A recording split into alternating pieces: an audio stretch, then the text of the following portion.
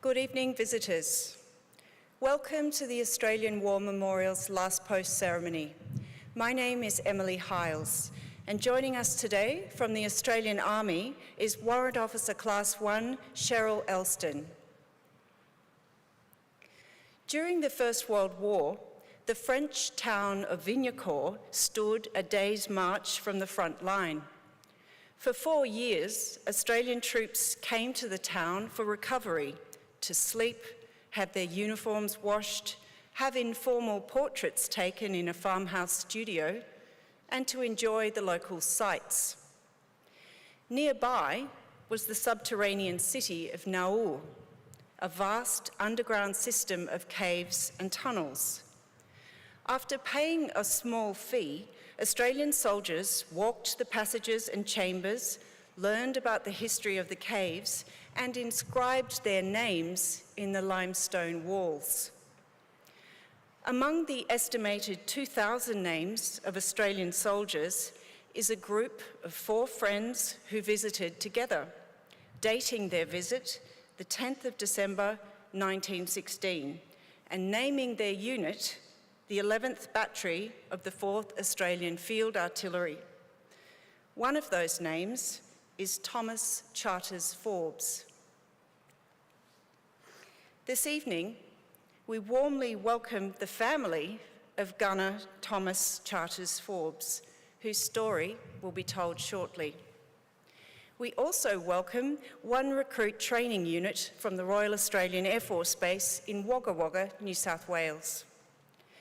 We welcome the veterans who have served, those that are still serving, and the families that love and support them. The live stream of this ceremony is made possible by the Returned and Services League of Australia and the RSL and Services Club Association. We welcome members who are watching the broadcast of this ceremony across Australia. During this evening's ceremony, wreaths will be laid at the base of the Pool of Reflection by family and visitors to the memorial. If you're able, please stand and join in singing the national anthem.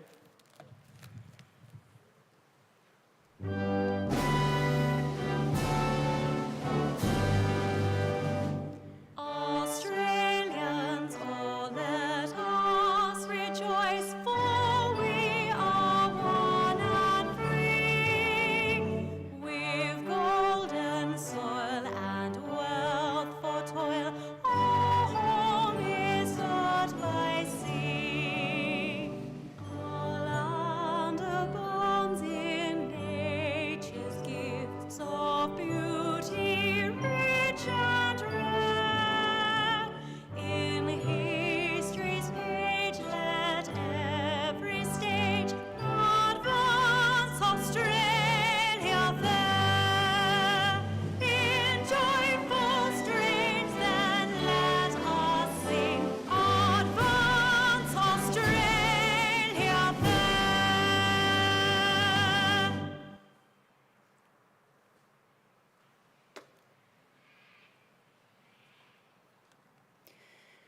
The Australian War Memorial was the vision of Charles Bean, Australia's First World War official historian. Bean landed with the Australian troops on Gallipoli and stayed with them at the front through to the end of the war.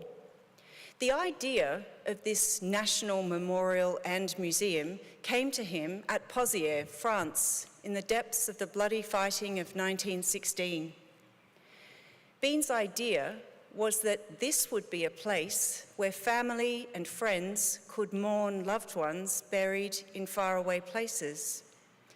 It would also be a place that could help all Australians understand what these men and women had endured and what they had done for us.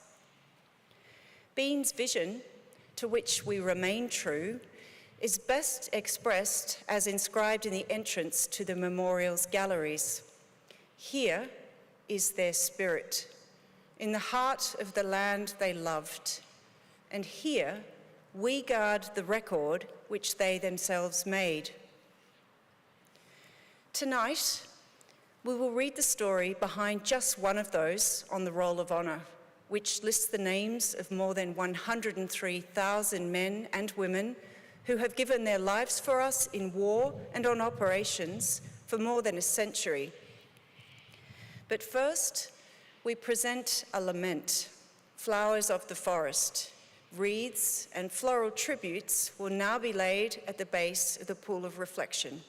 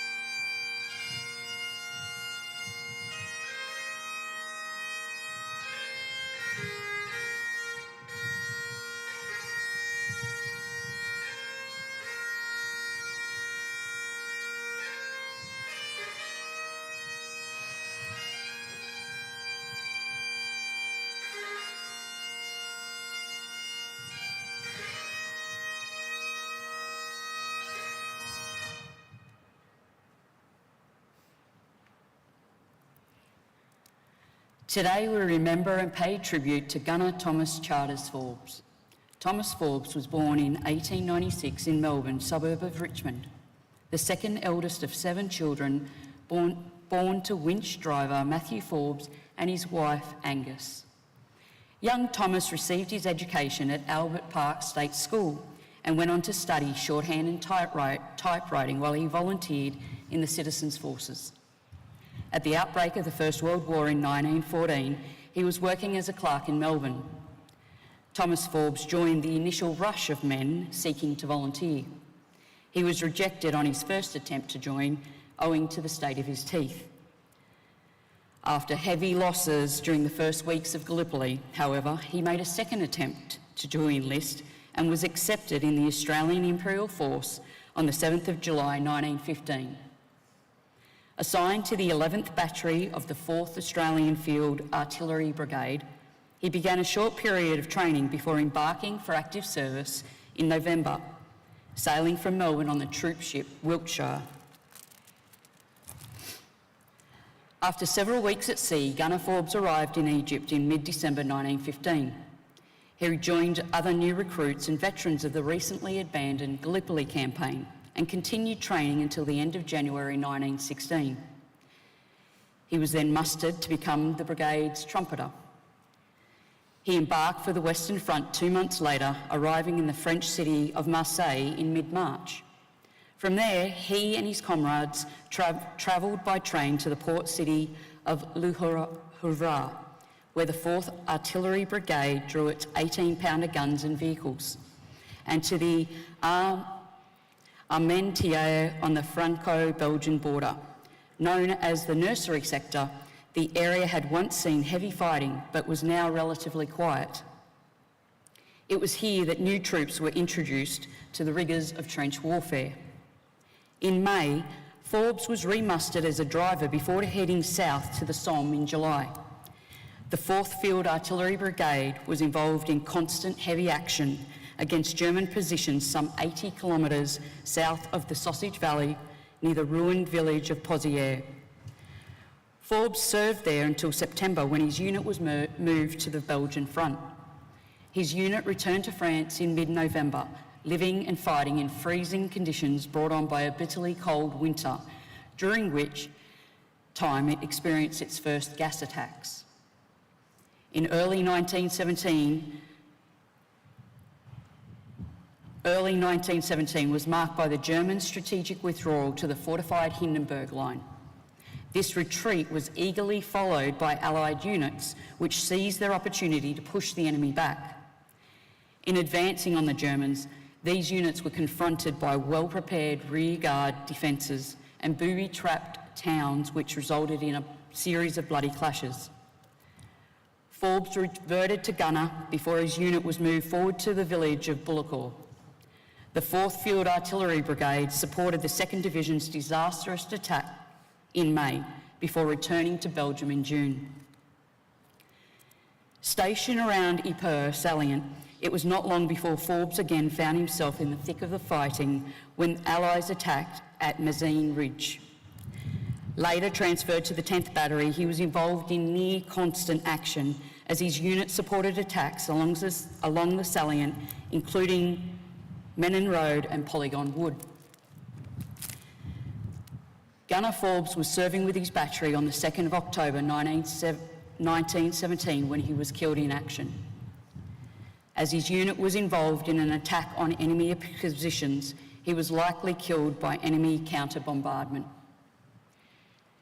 Today, his remains lie in the Renninghorst Military Cemetery in Belgium, beneath the inscription chosen by his family, "For him hath dawned the perfect day." Thomas Forbes was 22 years old. His name is listed on the Roll of Honour on my right among almost 62,000 Australians who died while serving in the First World War. His photograph is displayed today by the Pool of Reflection. This is but one of the many stories of service and sacrifice told here at the Australian War Memorial. We now remember Gunner Thomas Charters Forbes, who gave his life for us, for our freedoms, and in the hope of a better world.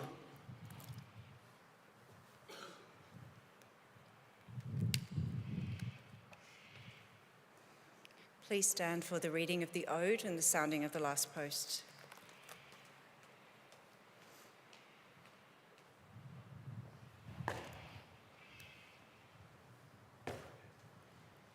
They shall grow not old, as we that are left grow old. Age shall not weary them, nor the years condemn. At the going down of the sun and in the morning, we will remember them. We will remember them.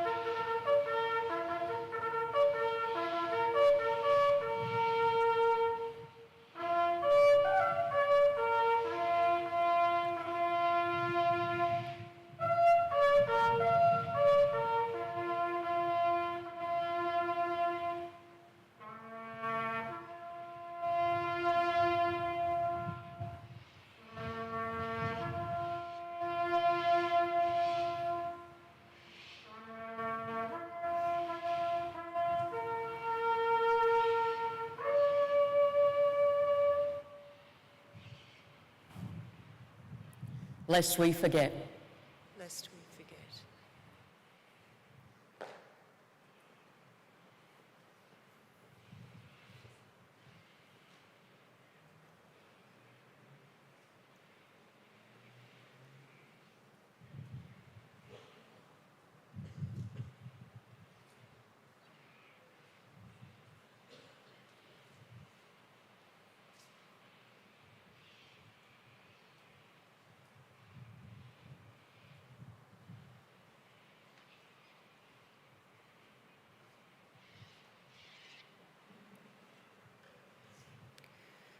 We leave you this evening with the words of the memorial's founder, Charles Bean. Many a man lying out there at Pozières or in the low scrub at Gallipoli with his poor, tired senses barely working through the fever of his brain has thought in his last moments, well, it's over. But in Australia, they will be proud of this. Ladies and gentlemen, that concludes the last post ceremony. On behalf of our director, staff and volunteers, thank you for visiting the Australian War Memorial today and for your continued support of the Memorial's development project. We wish you all a very pleasant evening.